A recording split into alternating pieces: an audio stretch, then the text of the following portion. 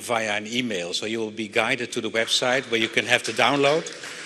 And PenCom will ensure that it will be also translated in French, of course. That may take another week. I'm not sure what timing I should promise here, but we'll let you know in time, and you always can answer us via email if you have not received any message on that. I also have to manage that someone was not able to see the stage because he lost his or she lost her glasses. We have found them. They're at the reception, so if you don't see me waving, your glasses are in the back. Now I'd like to invite the DG of PenCom to come on stage. And I also need 2 walking microphones.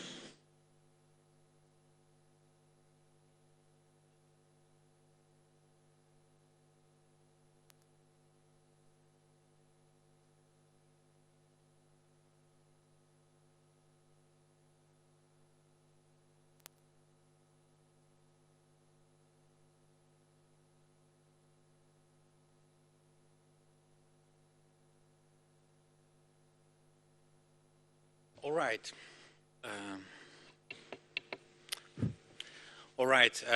We're going to wrap up this session, and we are very happy to have Fiona and Chinelo here on stage. I first of all like to thank PenCom for initiating also this great initiative, World Pension Summit Africa Special, because as the acknowledgement for the 10th anniversary of the reform, we had a great kickstart here, of course with many from Nigeria here, also a lot from other African countries, and for sure we'll continue next year with more people involved from Africa, from this continent, and with more speakers to present and exchange the best practices.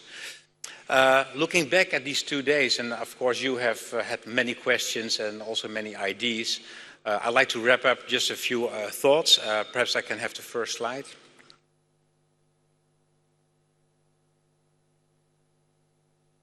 That's the World Pension Africa Special, we know. There should be another slide.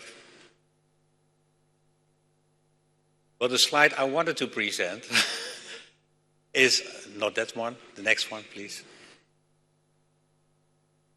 Well, it's more about the input. I know I need glasses, I cannot read this. Well, this first slide was more about the input for 2015. And that is, of course, to continue the dialogue. So we are very happy if you have suggestions or ideas or thoughts on key topics that should be debated and discussed upon, please let us know. We had now 2 breakout sessions, and due to some travel problems of our guest speakers, we had to reduce it to 2. The World Pension Summit actually has a few keynote speakers, but most of the sessions are small sessions in which we, in small groups, debate on very much specifics. So that's a formula we would like to introduce and work on for the next year as well. So we really would welcome speakers and people with ideas for topics that should be debated upon. So more or less we have accomplished the first set out. And if I look at the second slide, please. At the topics we have been discussing, I think there are some elements that I'd like to finish off with. And first of all, we discussed vaguely about the nature of pension funds. And Fiona, I think we had a small discussion on that as well. Is a pension fund an ideal tool to invest in anything? There's a lot of money there. Yeah, I wanted to react to, I don't know if Amit's here from the session earlier, and I totally agree that with Miriam, there's a fantastic opportunity with IT in Africa, both in terms of, and with Karina in terms of the benefits it can do on the administration side and on the investment side. But let's be very clear, pension funds are not venture capital funds. So we need to remember what they're for. And so the idea that a pension fund should be investing in early stage, and I say early stage technology, I think is a very tricky one. It's very tricky. So I just wanted to be clear that pension funds are not venture capital funds. As I said earlier, we have a big pool of assets which could be better used, but I think we need to be very careful about what you think they're for. And they're here to pay our pensions, not to fund all the innovative companies in the country, not to fund every bridge in the country. Remember what a pension fund is for. But I think, we can use the assets better. But I think it could be a very good catalyst. In that respect, Chinelo, I think that Nigeria is discussing this. And thank you very much. And yes, I think I totally agree with Fiona. And I also agree with you, Harry, on it being a catalyst. But I reiterate is in the format that catalyst is taking out. Because in trying to catalyze something, you need to be careful that you don't destroy what you're using to do the catalyst. So I think that's the key thing. All right. Okay, thank you. If we could have the slide again and try to read what else we found out as key for discussing now. Well, also DC. We discussed about DC. There were some remarks on DC. Fiona, DC is not a holy grail, I guess, and DB has some value. We learned that as well. Well, I think one of the big waves that we've seen, again, the World Bank's been working for 20 years on pension reform, is this pendulum from DB to DC. And I think there's probably a consensus that the pendulum may have swung way too over this way. Maybe it's swung too far, and therefore this is why a lot of the social pensions, a lot of these debates are coming back about how we can maybe tweak it back a little way in terms of giving a little bit more protection in DC. And this is things like the life cycle funds, which I know you're, an issue here you're looking at, how you protect people just before they retire by making sure that the portfolio is less risky when you're close to retirement, for example, or making sure that these minimum, very basic pensions, the social security, making sure that's in place to really protect the most vulnerable.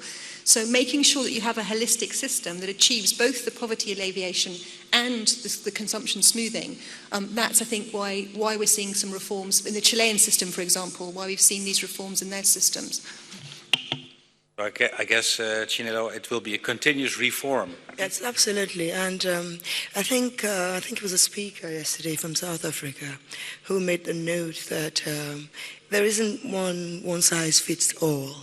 So in every reform, in every continent, in every country, you must tweak it to that which serves your own particular need.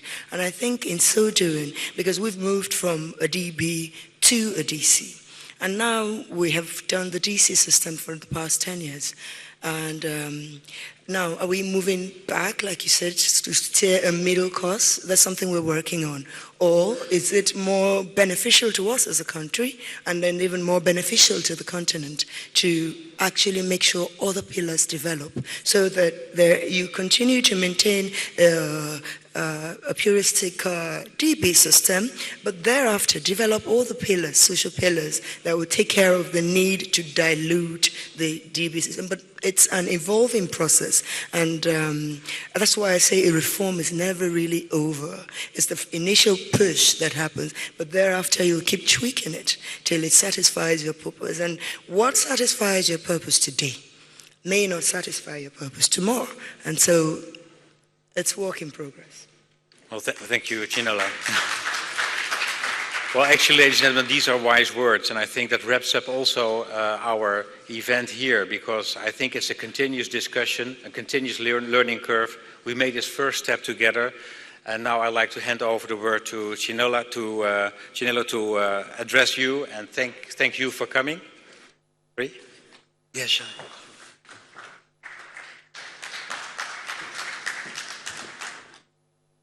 Well, ladies and gentlemen, I'm sure all of you can sense my excitement. We weren't sure we were going to be able to pull off this inaugural summit, because we wanted to do it at the 10th anniversary of pension reform. And even though I'm sure we gave the twins from Netherlands some grief, but we were determined to put it through. And I thank each and every one of you for having made this possible. There were a lot of logistics challenges and security issues, which we're all grappling with as a nation, and indeed as a continent, and as a world, because it's all over the world. We also had some peculiar logistic challenges, even with airport closures and all that. But despite all of that, we have a full hall at the end of the second day.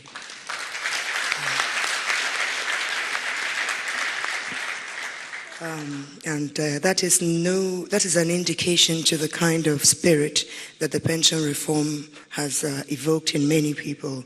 And I thank each and every one of us who are here today even though some of who have left, but at